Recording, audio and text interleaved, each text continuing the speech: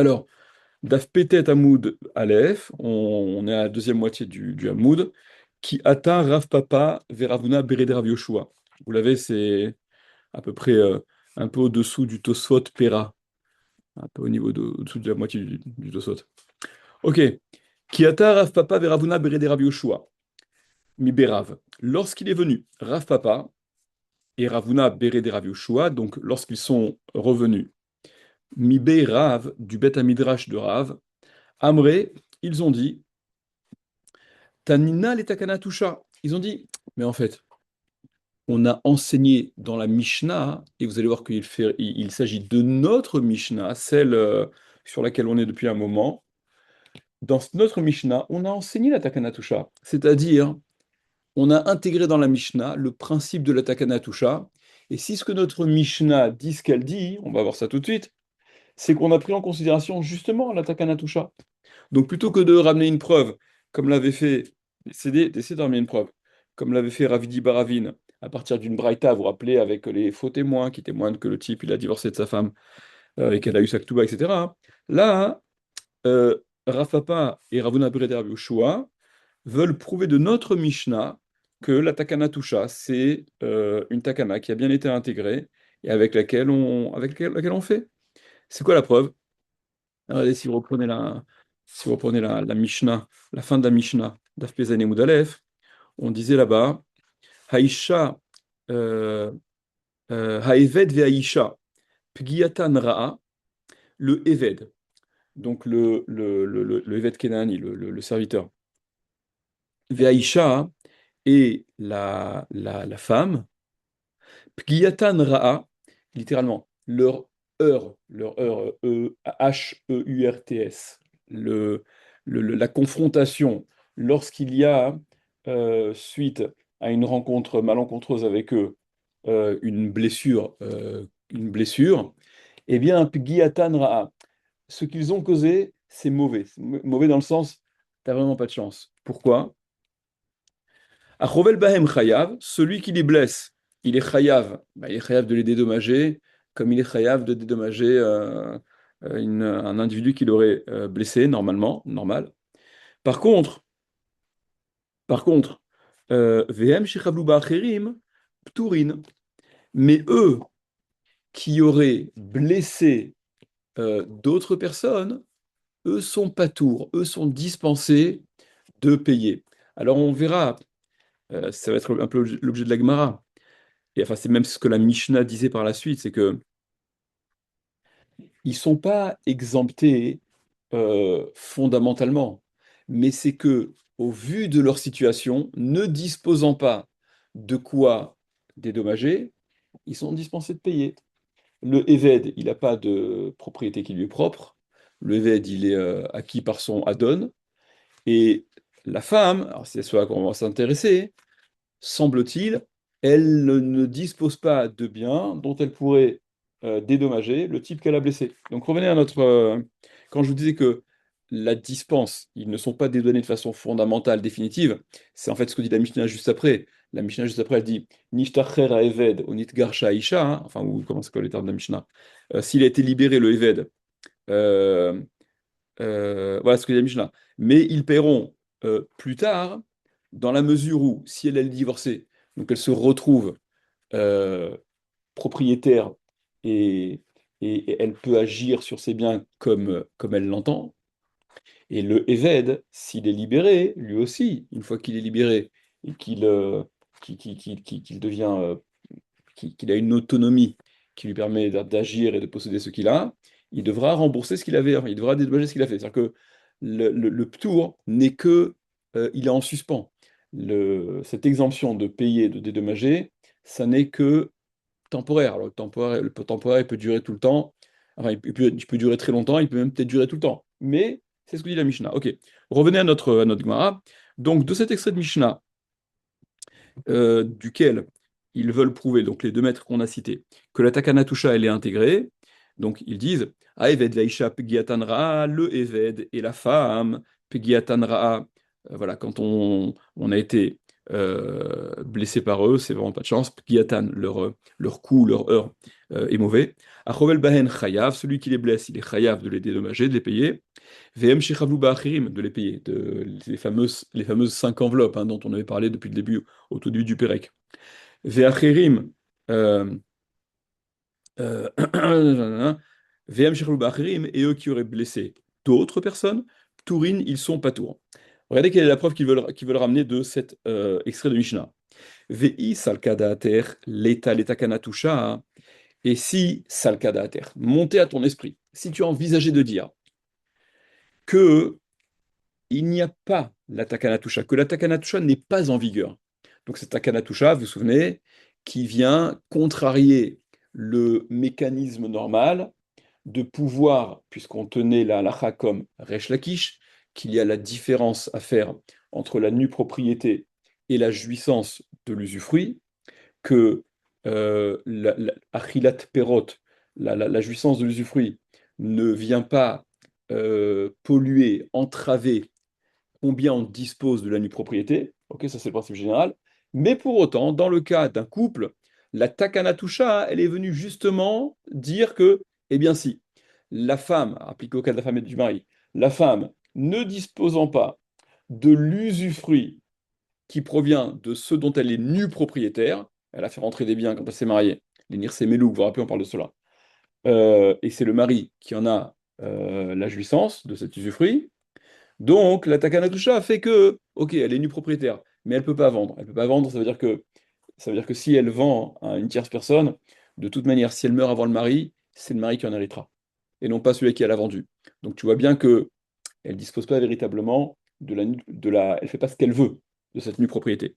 Donc l'agma, ils veulent dire, VI, si tu envisageais de dire qu'il n'y avait pas la Takanatusha, qu'elle n'était pas intégrée, cette femme-là, quand tu dis qu'elle est, elle est dispensée, elle ne paye pas, hein, Tasbin nirsemelug vetitenle, elle devrait vendre ses nirsemelug. S'il n'y avait pas la takanatusha, eh bien, elle devrait pouvoir disposer des nirsemelug dont elle est nue propriétaire, elle les vend et elle dédommage celui qu'elle a blessé. Ok? Elle est chayivet de payer. Donc, puisque ça n'est pas ce que la Mishnah dit, c'est une preuve, semble-t-il, que la Takanatusha, elle est bien intégrée dans cette Mishnah. La Gemara objecte, Velita Amer, d'après toi, hein, d'après si t'es... Ok, place-toi dans cette perspective-là. Neinami deité les Takanatusha. Bien qu'il y ait la Takanatusha, quand bien même la Takanatusha, elle est en vigueur. Ok, très bien. Velo Matsimezavna les Gamre, et donc, si la Takanatusha est en vigueur, elle ne peut pas vendre les gammerets complètement, c'est-à-dire la vente qu'elle ferait. Vous vous rappelez, c'est le fameux pari que les bookmakers font. Je te vends ça, si jamais j'ai ma Ktouba au final, bon, ben, c'est toi qui en bénéficiera, toi l'acheteur, mais si jamais je meurs avant mon mari, c'est mon mari qui en hériterait. Donc l'Agmara se positionne dans cette perspective-là de Rav Papa et Ravuna Bered et Rav Yoshua, il leur dit, mais ok, très bien, il n'y a pas la Takanatusha. Donc, donc, il y a la Takanatusha. Ok, très bien, c'est intégré. Il y a la Takanatusha. Donc, elle ne peut pas faire une vente qui est absolue. La vente, elle va dépendre du scénario. Ok. Mais de toute manière, Tasbin lenir semelug betova tana'a vetitene. Ok, très bien. Ben, qu'elle vende cette option sur ces nirsemelug en ayant intégré le fait que l'acheteur, il intègre le fait qu'il n'est pas sûr à 100% de récupérer cette Ktouba. Il y a une probabilité qu'il la récupère, mais cette probabilité-là, elle se négocie. C'est l'option dont on avait parlé précédemment. Donc de toute manière, ok, il y a la Takana Toucha, très bien. Donc la vente, elle n'est pas sûre et certaine, ok. Mais elle peut quand même vendre cette fameuse Tovatana, cette somme inférieure qui correspond à l'option qu'elle peut négocier sur cette Ktouba qu'elle espère avoir. Donc, rien n'empêche de toute manière de vendre ce droit, cette option, et de dédommager le type à qui elle doit de l'argent. Et là, donc, d'accord, donc tu vois bien que ta preuve, elle est bidon. Et là, donc, des lettres là, n'est-ce pas que, donc, n'est-ce pas qu'il s'agit d'un cas, si elle ne fait pas ça, Si on n'oblige pas à faire ça, c'est qu'elle n'a pas. C'est qu'elle n'a pas ces nirse meloug qu'elle pourrait négocier au travers de cette option qu'elle vend. À Hanami, ici aussi, des lettres là. Ici aussi, dans la Mishnah aussi, donc dans la Mishnah, quand on a dit que elle est ptoura, elle est dispensée de payer, ouais, c'est pas que la takana toucha l'en empêche, c'est qu'elle n'a pas nirse meloug. Parce que si elle avait dit nirse meloug, elle aurait vendu l'option. Ok? La Gemara objecte. Vetasvin ktubata betovatana vetitenle. Ok, d'accord, elle n'a pas de nirse meloug. Ok, elle n'a pas fait rentrer avec elle dans la dot des biens, etc. Mais elle a qu'à vendre Saktuba, Betova Tanaa, l'Aktuba, toute femme a une Ktuba. Elle a un minimum légal de Mané ou Mataïm, les 100 ou les 200. Ça qui sont le Ikar Aktuba. D'accord, c'est l'essentiel, c'est la base, ça c'est incontournable. Donc, qu'elle vende ça, qu'elle vende Ikar, qu'elle vende Saktuba, pardon, excuse-moi, euh, Vetazin Tubata, Betovatana, qu'elle vende le Ikar qu'elle négocie l'option sur le minimum basique que tout Tuba contient. Vetitane, et qu'elle lui paye ça au type à qui elle doit de l'argent. La Gemara dit non, ça c'est pas possible. Pourquoi c'est pas possible? Parce que Hamani, c'est qui? Ah, exclamation, Mani, c'est qui? Quel est l'enseignant de la Mishnah et qui donc lui refuse une telle éventualité? C'est Rabbi Meir, Rabbi Meir, c'est Rabbi Meir. Et quel rapport? Pourquoi Rabbi Meir il refuse une telle éventualité? Des Amar, parce que Rabbi Meir, c'est celui qui a dit Asur lole adam shiashet ishto afilu achat beloktuva. Il est interdit à un homme de rester avec sa femme, ne serait-ce qu'un instant sans ktuba. Encore une fois, vous vous rappelez que l'aktuba, hein, c'est absolument pas ce qui réalise la ishut, le lien marital, d'accord? Ça, c'est les kiddushin, ça n'a rien à voir. L'aktuba, hein, ce sont les obligations du mari vis-à-vis de la femme, ok? Et d'après Rabbi Meir, il est strictement interdit pour un homme de rester avec sa femme sans ktuba. Euh, Elle a perdu sa ktuba, elle aurait vendu sa ktuba, etc. A priori. Et c'est quoi la raison? Veta Mama, il a raison, c'est quoi? Kede shelote kala be'enav leotsia, afin qu'elle ne soit pas légère à ses yeux pour la faire sortir pour divorcer. Sur un coup de nerf, le type il est un peu sanguin. Oh, elle m'a saoulé. Il lui donne son guet. On lui dit, Habibi, il n'y a pas que le guet à donner, il y a aussi la somme qu'il y a dans la Ktuba. Oh.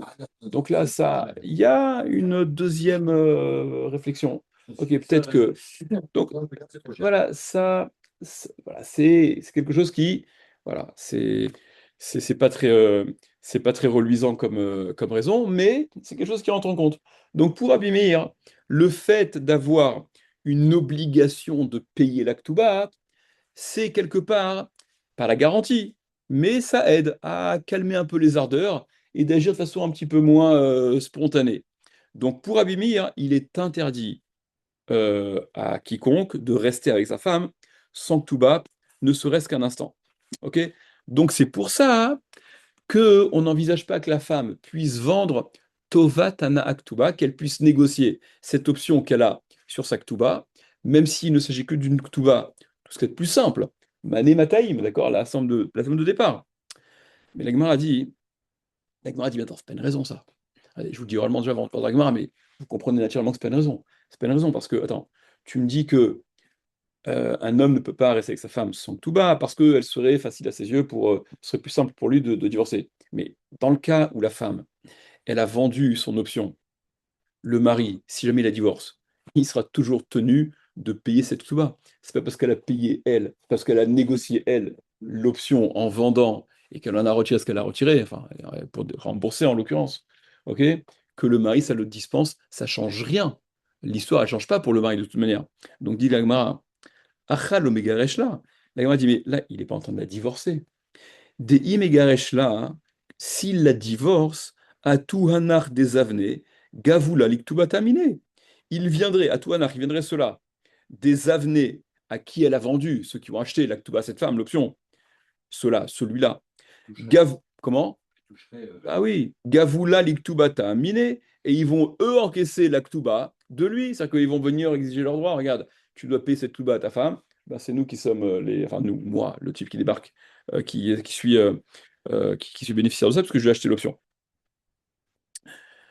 Alors, retour à la case départ. Pourquoi ne peut-elle pas vendre, ne pourrait-elle pas vendre Tova Tanaa, négocier cette option à minima sur l'Aktuba qu'elle possède comme n'importe quelle femme de la terre, chez les Juifs qui ont des Ktubot, ok? Bon, c'est une parenthèse qui n'a rien à voir. Dans le Maharam, c'est un des commentateurs, très souvent, il a dans sa formulation, quand il y a une kushia, qui est une kushia vraiment qui a fait, voilà, qui a été posée par plus d'une personne. Makshi, Makshima Oilom, Makshima Olam. Le monde pose la question.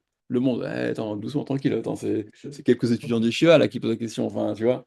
Non, c'est le monde, c'est ça le monde. Dans les Shiva, dans les Shiva, ils adorent ces histoires. De là, tu vois que c'est ça le monde, tu vois. Ok, revenons à notre. Donc, retour à la case départ. Pourquoi ne pourrait-elle pas vendre Tovatana sur Saktuba? Dit l'Agmara, on est la dernière petite ligne.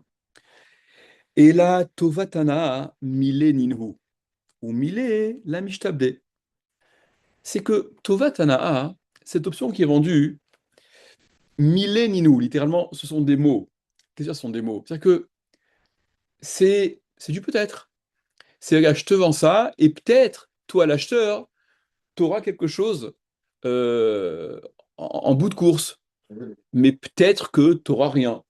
D'accord? Parole, parole et parole. C'est des paroles, c'est peut-être. Et par conséquent, oumilé l'amishtabde.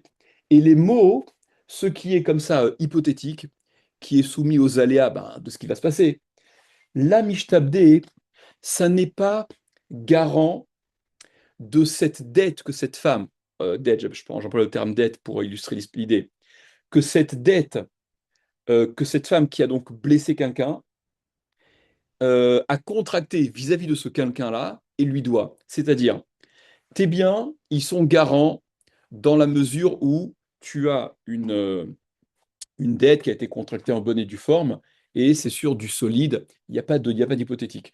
Tu empruntes de l'argent à un prêteur, tes biens sont garants de cet emprunt que tu as contracté. Si tu n'es pas en mesure de rembourser l'échéance venue, eh ben, le prêteur, il a la possibilité de venir et de se saisir de tes biens. OK? Mais là, on ne peut pas dire que ce qui est de l'ordre des scénarios, du peut-être, on a dit, si ça se passe comme ça, etc., ça ne vient pas l'obliger à vendre ces paroles-là, ce scénario-là n'est pas imposé à la femme, n'est pas garant de ce que la femme doit. C'est ce que la Gemara voudrait faire comme différence. Est-ce qu'il y a un Rashi là-dessus? Ouais, c'est un vrai des Rashi. Bon, Rashi, il y a un seul mot en fait. Regardez les dernières petites lignes de Rashi là. Umile lamishtabde, et les mots ne sont pas Meshou Abadim, ils ne sont pas hypothéqués, ils ne sont pas garants, ils ne sont pas obligés, la Nizak, vis-à-vis du Nizak. C'est que le Nizak, celui qui a été blessé, ne peut pas venir imposer à la femme, mais vends Tovatana Ktubater, vends la Tovatana de Taktuba, et tu me rembourses comme ça, parce que il n'a pas de bien sur ce qui est un peu dans l'air, contrairement à s'il s'agissait d'un cas normal, des biens dont tu pouvais disposer, etc. Ok? L'Agmara, L'Agmara, elle n'aime pas l'Agmara n'aime pas comment dire, cette façon de s'esquiver, quoi, cette esquive. L'Agmara dit Al-Malo. L'Agmara dit mais pourquoi pas? Mille demis d'avenir, Bedinare Ninou. Ok, c'est des mots, très bien, c'est des mots. C'est un scénario, c'est de l'air, c'est du peut-être, il n'y a rien de sûr. Mais ça se vend contre espèces sonnantes et trébuchantes. Donc on s'en fiche que ce soit un scénario ou quoi que ce soit. Lui, ce qu'il est en train d'invoquer maintenant, le Nizak, celui qui a été blessé, c'est que, ok, ce que tu vas vendre, c'est peut-être pas du réel, c'est peut-être du virtuel. Mais je m'en fiche. Je m'en fiche. Concrètement, ça se vend. Regardez dans les mots. Donc la main demande, Almalo, mais pourquoi pas? Mille des mises d'avenir, des mots qui se vendent. C'est-à-dire que cette histoire-là, cette option, c'est un scénario. C'est des mots, très bien. Mais Bedinari, nous, c'est contre dinari, c'est l'argent, c'est la monnaie, la valeur. Bedinari, nous, ils se vendent, ils se négocient, ça se vend contre. ce qui vaut tout ce qui est de l'argent, tout ce qui est de plus concret.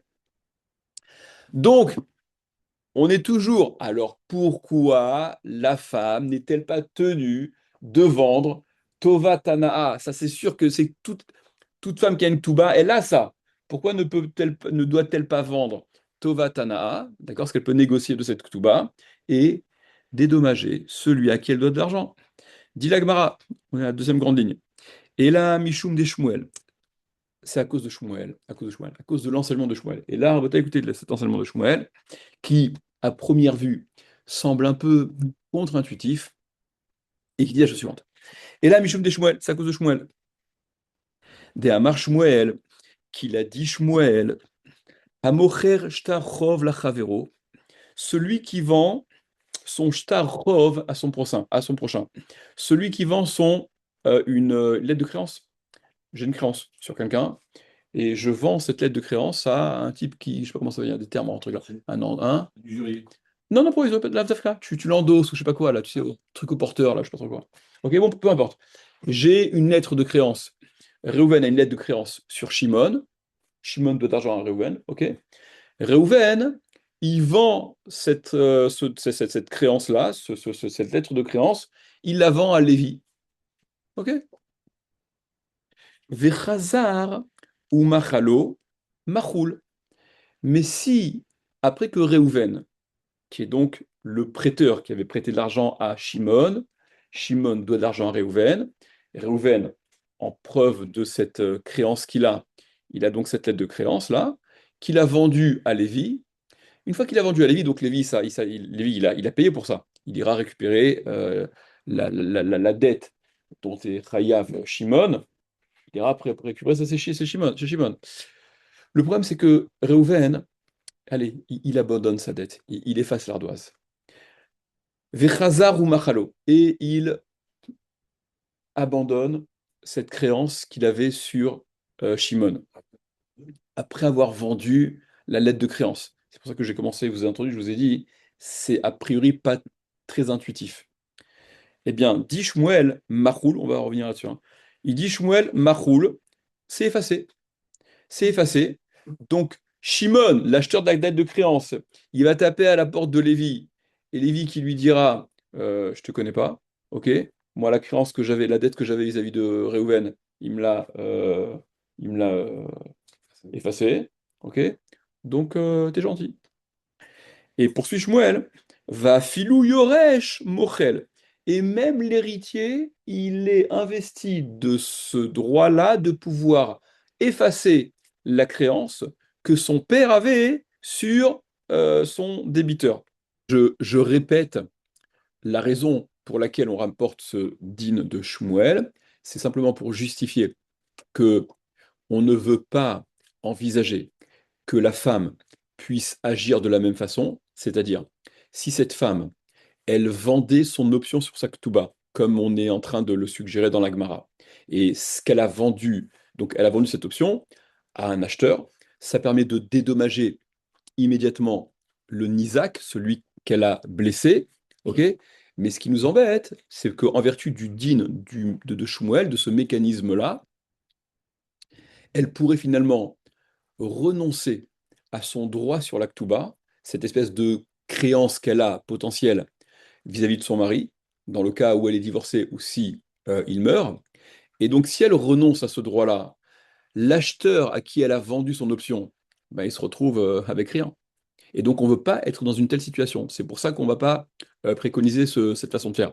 Maintenant, nous, ce qui nous intéresse, et je vous le dis rapidement, Rabotaille, c'est quoi cette histoire-là? C'est quoi ce mécanisme? C'est quoi ce truc bizarre que celui qui vend, qui cède, qui vend sa lettre de créance qu'il a sur son emprunteur et qui vend sa lettre de créance. Comment? Encore des droits. Voilà, exactement. Exactement, c'est la question. Et qu'il vend cette lettre de créance à une tierce personne, il peut pour autant abandonner cette créance qu'il avait contractée, enfin, puisqu'il avait prêté de l'argent à son emprunteur. Comment il peut encore. Comment est-ce qu'il est Bichlal, partie prenante? Il a cédé, il devrait être dégagé de l'histoire. Alors, la Gemara, au moins dans Ktubot, là-bas, dans Ktubot, il est question de cette halakha-là, il y a ce même extrait de Gemara avec ce dîme de Shmuel. Là-bas, Tosfot explique que, en réalité, Minatora, d'après la Torah, hein, la vente, le transfert de cette lettre de change, de cette lettre de créance, il ne va pas fondamentalement déplacer le Minatora, ça n'a pas d'effet. Minatora, l'argent n'est pas contenu dans ce papier. C'est pas ça qui représente l'argent et la créance que le prêteur possède vis-à-vis de l'emprunteur. Ce papier qu'il va céder à un autre, c'est simplement une institution des Chachamim qui permet à celui qui est donc le nouveau propriétaire de cette lettre de créance d'aller récupérer auprès du prêteur, auprès de l'emprunteur, etc.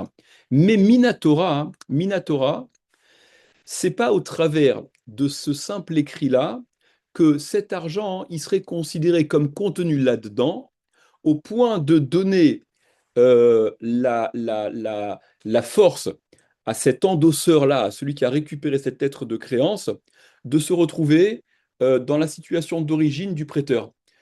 Minatora, ça n'a pas changé. Il n'y a pas eu de transfert d'argent physique, de propriété physique de cette créance. Donc, Minatora, hein, le prêteur d'origine, il se retrouve toujours être celui qui a ce droit de créance sur son emprunteur. Et c'est en ce sens qu'il peut toujours effacer, abandonner sa créance si bon lui semble. Ça, c'est la lecture de Tosfot. Il faudrait être plus complexe, hein, je le reconnais, mais je voudrais simplement survoler Il y a grosso modo deux lectures différentes. Donc, il y a celle de Tosfot et d'autres. Il y a une autre lecture d'autres Rishonim qui disent, le RAN entre autres, qui explique que, de façon un petit peu plus peut-être élaborée, ils disent la chose suivante. Ils disent, euh, dans toute créance, dans toute créance qui est réalisée, le débiteur, il y a deux composantes il y a deux composantes simultanées qui sont conséquentes à une obligation de quelqu'un vis-à-vis de son créancier. Il y a d'une part ce qu'on appelle le shibud dagouf. Littéralement, si je traduisais shibud dagouf, c'est la servitude du corps, c'est-à-dire la servitude personnelle. Il y a j'ai presque envie d'employer le terme intime.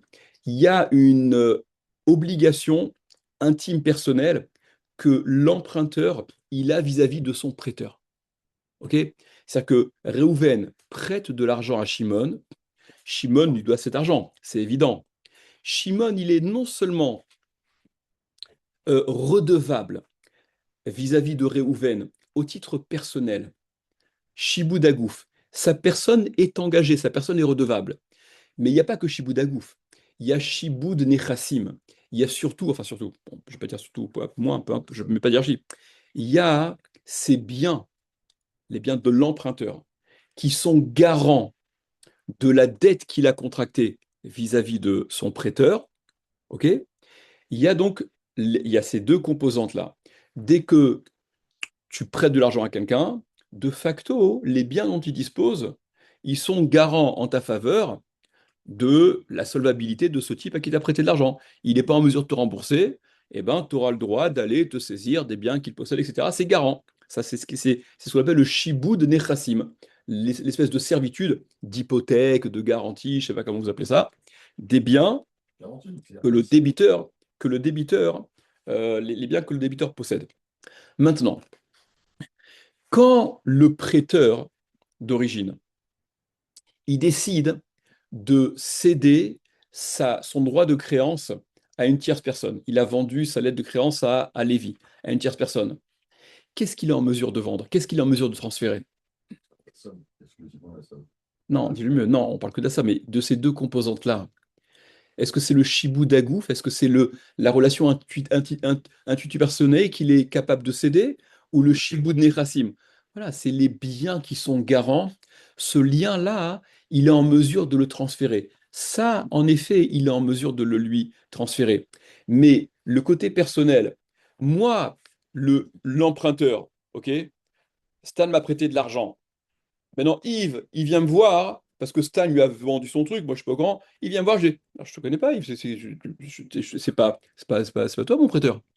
Alors après, évidemment, mais ce qui est certain, hein, c'est que puisque le prêteur, il reste, il reste propriétaire, entre guillemets, de ce chibou d'agouf, de ce lien-là qui est plus au niveau personnel, il peut renoncer, même après avoir cédé cette lettre de créance à une autre personne, il peut renoncer à ce chibou d'agouf, il peut, en abandonnant sa créance, ça veut dire qu'en fait, il efface, il renonce à cette espèce de c'est presque un lien de subordination, dans le sens où le débiteur lui devait quelque chose. Il peut renoncer à ça. Et s'il renonce à ça, ben, le shibud nechassim, voilà, la garantie qui restait sur les biens, elle se délite de facto parce que elle ne provenait que de cette. Donc c'est grosso modo, je vous dis, les lectures qu'il y a dans les Rishonim. Il faudrait approfondir plus que ça. Les Acharonim, ils rentrent un peu plus parce que on reste un peu sur notre fin dans les questions qui se posent, dans la compréhension. Mais voilà, vous verrez, grosso modo, c'est les deux lectures des Rishonim. Alors, comment est-ce que Yves, il peut quand même, à partir du moment où il y a cette règle qui est établie, comment Non, est-ce qu'il peut venir justement, c'est ce que dit. Non, justement, c'est ce que dit Shmuel. Shmuel, il te dira que le, celui qui a acquis ces lettres de créance, il viendra taper à la porte et il sera rembarré. Donc, on n'a pas envie de se retrouver dans cette situation-là. Si la femme. proposition? Non, en vertu de ce dit, voilà quelle serait la situation. Donc, voilà pourquoi, hein. Ouais, ouais, ouais. Si ce genre de choses existe, les gens Mhm. ne seront plus amenés, ils ne voudront plus acheter ce genre Très d'argent. juste, Alors, très est-ce qu'il n'y a juste. pas l'équivalent du... Très bien, très bien, très bien. Tu poses la bonne question, tu me fais penser, j'ai oublié de dire Razak. Tu poses la très bonne question. La Gemara là-bas, donc Tubot, elle poursuit le DAF d'après là-bas. C'est DAF PE que la Gemara elle parle de ça dans Tubot. Et DAF Vav, la Gemara elle pose la question, elle demande, il y a une marloquette. Est-ce que maintenant, Yves, à qui Stan a cédé sa créance, ou moi, je ne sais plus qui était prêteur emprunteur, il pourra se retourner contre le prêteur d'origine? On se connaît pas. Ok? Si, je Non. la créance. Oui, c'est-à-dire que tu lui as cédé. Attends. Moi, vous comprenez que celui qui est dépositaire maintenant de cette lettre de créance et qui s'adresse à l'emprunteur, et l'emprunteur lui dit, va te faire voir. Donc, J'ai été il gratuit. lit, mais attends, mais moi, j'ai acheté cette lettre de créance. Et je l'ai achetée. Donc, il va se retourner contre celui qui lui a vendu cette lettre de créance, en l'occurrence le prêteur. Et là, la Gemara débat, hein. Est-ce que il pourra, oui, obtenir quelque chose? D'après ceux qui disent qu'il pourra, oui, obtenir quelque chose, quelles sont les façons de calculer, etc. Donc ça, c'est censé pallier au problème que tu relèves. Parce que dans ces cas-là, s'il n'y a pas cette garantie-là, plus personne ne le fera. C'est juste, et tu verras qu'on reviendra même sur sur ce point que tu relèves, au sujet de la femme, juste après. Venez, continuons, vous allez voir. Continuons un petit peu. Donc on est, reprenez la Gemara, on est, euh, voilà, trois lignes avant la fin, tout en bas. La Gemara dit, Amré, ils ont dit, Zvune Zabin, Vetitenle, Veimachlale le Gabebal, Timchela. La Gemara dit, mais je comprends pas. Sous prétexte que celui qui vend son droit de créer, enfin, le digne de Shmuel, donc appliqué à la femme, le risque ce serait quoi? Qu'elle ait vendu son option et l'acheteur, il est dans l'attente de éventuellement récupérer cette Ktuba, mais on veut pas que la femme, elle renonce à cette créance, à ce droit qu'elle a sur la Ktuba vis-à-vis de son mari, parce que si elle renonce, donc l'acheteur à qui elle a vendu cette option, finalement, il aura perdu cet argent et il aura rien. La Gemara dit, ok, c'est une hypothèse, ça peut se passer, c'est pas sûr. Mais ce qui est certain, c'est que elle est chayevet, elle doit payer, dédommager le type qu'elle a blessé. Donc la Gemara dit, mais de toute manière, Amri, ils ont dit les Khamim, Zvouné Zabin, mais qu'elle vende quand même cette option sur sa Ktuba, Veti Tenle, et qu'elle lui donne cet argent qu'elle a récupéré de l'acheteur à celui qu'elle a blessé. Et si elle en vient à renoncer, à abandonner cette créance potentielle qu'elle a sur son mari, cette ktouba, eh bien, Timchela, elle aura abandonné. Si ça se passe, ça se passe. Mais tu vas pas empêcher une nécessité certaine en prenant en considération une hypothèse. Ça ne va pas la dédouaner de payer ce qu'elle doit payer. Parce que, Rabotaille, et là, je reprends ce que tu dis, bah, c'est que l'acheteur, il sait très bien que c'est une hypothèse. L'acheteur, il sait très bien qu'il prend ce risque. Et c'est pour ça que ce qu'elle peut négocier de cette option, ça n'est que la tovatana. Vous vous rappelez que tovatana, c'est précisément le terme, l'expression qui désigne ce qui ne vaut pas grand-chose, parce que c'est soumis à plein d'aléas. Amré, ils ont dit les Khamim, non, pourquoi on ne veut pas qu'elle fasse ça? Kol legabe Baal, vadai machlale, dès qu'il s'agit de son mari, c'est-à-dire que dès que la créance qu'elle a, elle est vis-à-vis de son mari, ve'afsedine kol legabe Baal, vadai machlale, kol legabe Baal, vadai machlale. Dès que, dans l'histoire, cette créance qu'elle a, elle est vis-à-vis de son mari et qu'elle aurait vendu cette option sur la créance, puisque c'est vis-à-vis de son mari, Vadaï Machlale, c'est sûr qu'elle va abandonner. C'est sûr qu'elle va renoncer à cette créance. Regardez ce que dit Rashi. Rashi il dit un truc hyper intéressant. Attends, c'est là ou pas? Euh, hein. Ouais, regardez, j'aurais dû vous montrer avant. Le dernier Rashi disait sur le dîn de Shmuel, qui venait donc expliquer pourquoi on ne voulait pas que la femme vende son option sur la Ktouba. Parce que dit Shmuel disait Vechazar amocher ou machallo machoul, si le vendeur, là on parlait du cas classique, le prêteur qui a vendu son droit de créance, qui a vendu sa lettre de créance à une tierce personne, ou machallo, et qu'il a ensuite renoncé à abandonner la dette, la créance qu'il avait sur l'emprunteur, machoul, la créance elle est effacée. Donc l'acheteur de sa lettre de créance, il se retrouve avec rien. Donc, Ilkar, Rachid expliquait, Ilkar par conséquent, Iamrinan la tisban, si on lui disait à la femme de vendre, mais Mafsidinan lelalokear, on ferait perdre l'acheteur, Dehiyadra ou Machala liktubata, parce qu'elle va ensuite renoncer à sa ktuba. Elle va renoncer au droit qu'elle a sur sa ktuba. Donc cette option qu'elle a vendue à ce type-là, il ne va pas pouvoir en profiter parce qu'elle aurait de son côté renoncé à cette créance. Elle va l'abandonner liktubata la Baal en faveur de son mari. Regardez ce que Rachid rajoute. Ho'il ve'al kocha yimocharta. Puisque on l'aurait obligé, si c'était la halacha, on l'aurait donc obligé, si telle était la halacha, de vendre cette option sur la Ktouba. Donc elle a les nerfs. On m'a obligé de vendre mon option sur la Ktouba pour dédommager son Isaac. Donc ma Ktouba, qui vaut bien plus que ce que j'ai pu en retirer, ça me passe sous le nez. Eh bien, je vais renoncer à mon droit sur cette Ktouba, hein, puisque de toute manière, je n'en bénéficierai pas. C'est important ce détail que Rashi y rapporte. Vous comprendrez pourquoi quand on verra le Hamoud d'après. Regardez, regardez, je reviens sur le truc. Donc, l'Agma a dit, pourquoi de toute manière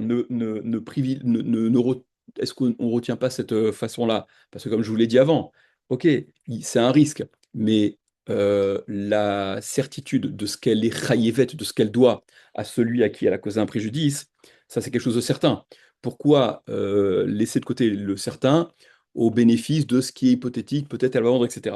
Et donc l'Agma a dit non, en fait, il n'y a pas d'incertitude quand il s'agit de la créance qu'elle a potentielle sur son mari, c'est certain qu'elle va lui abandonner. Ve'afsedine les hausvina beyadaim, et faire perdre, et dans ces conditions-là, faire perdre à cet acheteur, celui qui aura acheté l'option, si on validait le din, lui faire perdre beyadaim de façon presque active. Quand on est sûr et certain du scénario, c'est presque comme si on était c'est presque comme si on était actif dans ce qui se passe. Donc, si on a, dans un tel cas, la certitude que la femme renoncera à sa créance, à sa ktouba, parce qu'elle l'a vendue, parce que renoncer, la créance qu'elle a, c'est vis-à-vis de son mari, donc c'est sûr que dans un tel cas, elle renoncera. On ne veut pas activer ce din, qu'elle vende son option à un acheteur, parce qu'on serait en train de faire perdre de façon presque active, on serait complice dans le bed-in, dans cette perte causée à cet acheteur. D'accord? Ve'afsidine le'ausvina beyadaim lo'afsidinu. Et lui faire perdre à cet acheteur, on ne veut pas lui faire perdre. On ne veut pas faire perdre de façon active, c'est sûr et certain. Tu ne vas pas te donner une halakha où tu sais qu'à la clé, le type qui aura acheté, il va se retrouver le bec dans l'eau.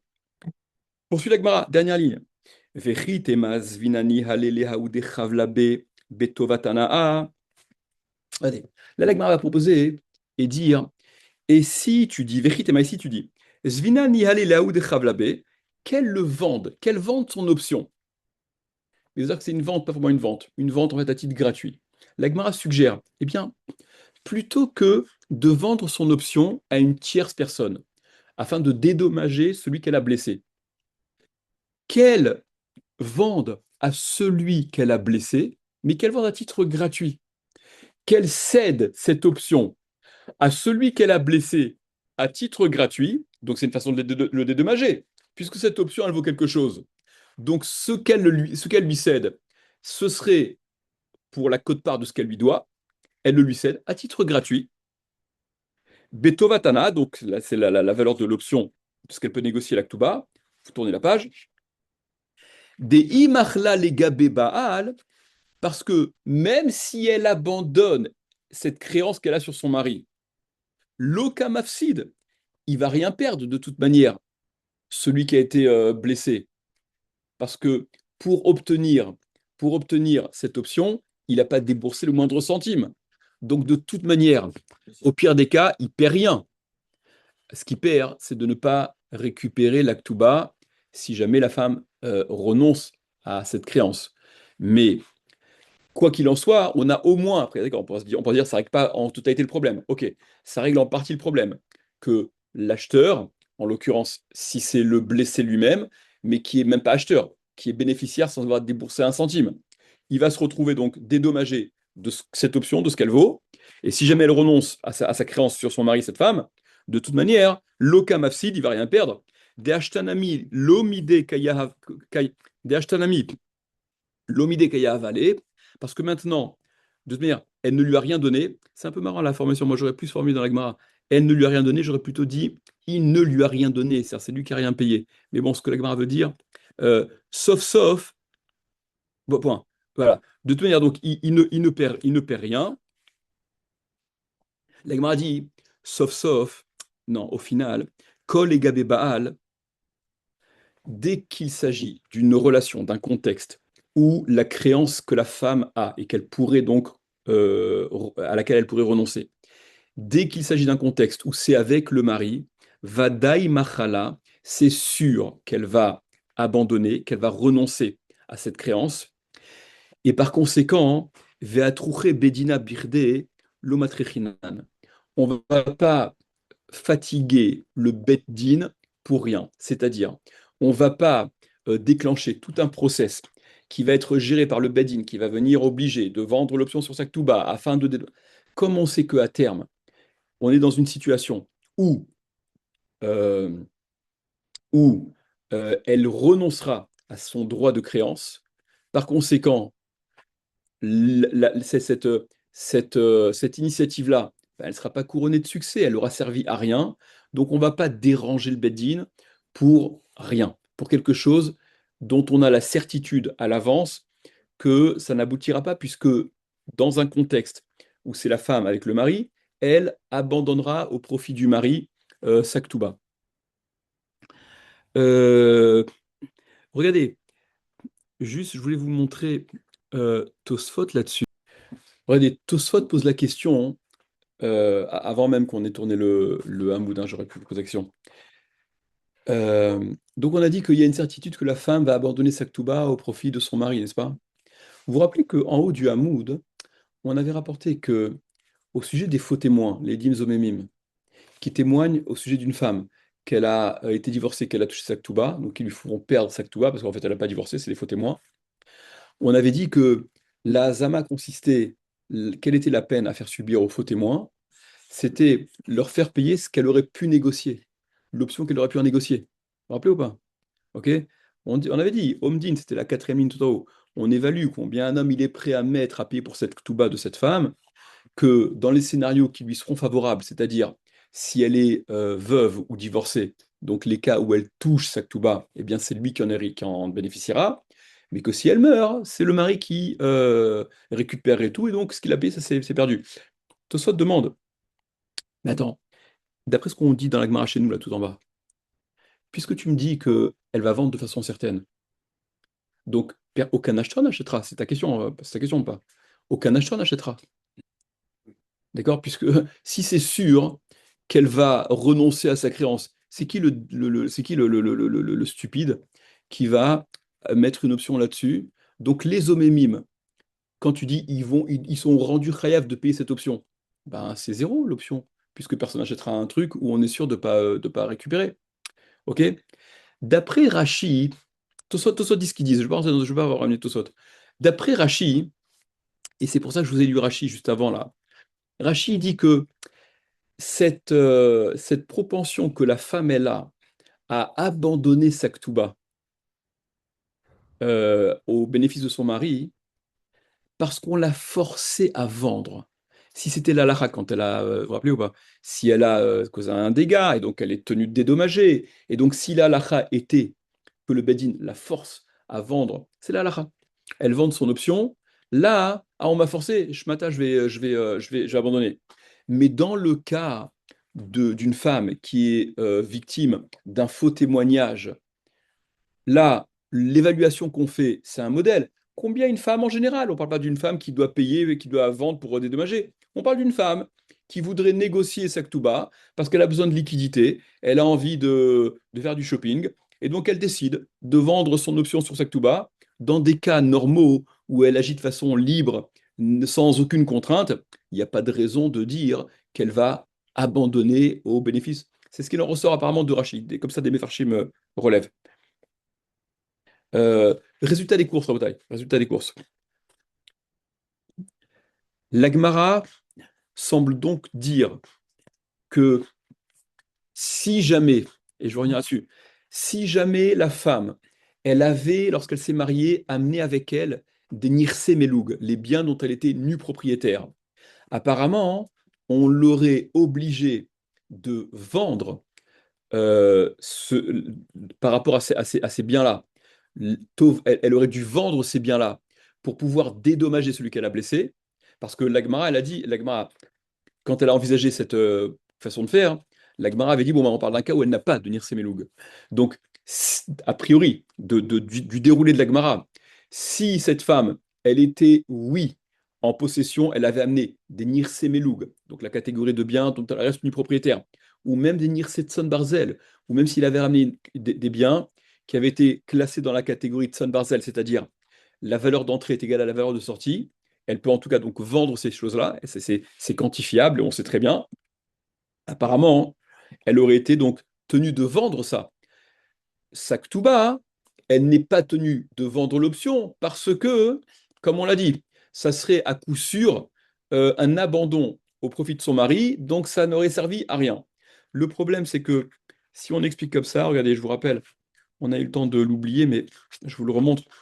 Rachid dans la Mishnah, donc deux dapim plus tôt, hein, il disait, le dernier d'Arachid de la Mishnah disait que, au sujet donc de la femme et du Éved, que lorsqu'il sera libéré, le Éved et la femme, lorsqu'elle sera divorcée, c'est-à-dire ils reprennent possession de leurs biens, hein, enfin quand ils sont, voilà, quand ils peuvent être propriétaires émancipés, entre guillemets, Rachid disait, Shari mitrila en chayavin, parce que donc ils devront payer. Vous vous rappelez, on avait expliqué que le ptour, l'exemption de dédommager, aussi bien pour le Éved que pour la femme, c'était pas une exemption fondamentale intrinsèque, c'était simplement technique. La situation dans laquelle ils sont ne leur permet pas de payer. Mais, donc c'est ce que Rachid dit, Charé, Mitrila, au début, Hen Chayavin, ils sont Chayav, ils sont tenus de payer. Et là, Shenlem, Alechalem, mais ils n'ont pas de quoi payer, c'est le problème. Regardez ce que dit Rachid. Chez Nirsemeloug, Shalisha, Meshubadim la Baal, parce que les Nirsemeloug de la femme sont hypothéqués par le mari, la Baal, les Perot Vela Yerusha, au sujet de l'usufruit et de l'héritage. Donc apparemment, Rachi, il parle d'un cas où la femme, elle possède des Nirse Meloug, et pour autant, elle n'aurait pas été en mesure de les vendre et donc de dédommager avec ça. Bon, c'est aussi quelque chose qui est débattu dans les Mefarshim. On s'en tient à ça pour l'instant à Botaï.